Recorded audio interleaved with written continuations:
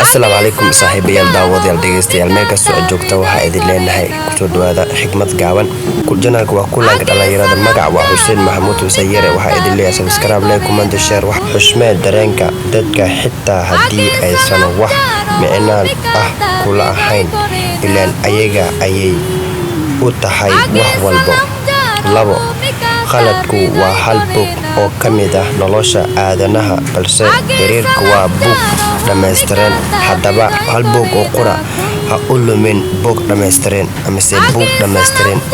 dhibaato kasta guul laguma gaaro laakiin guul kasta dhibaato lagu gaara ilaa mugdiga iftiina ka dambeeya mid kamid ah dareemaha ugu yaabka badan adduunka waa adiga qof jeclaaday misana aad ku fikirtay in aadan fursad heli doonin balse uu waqtigu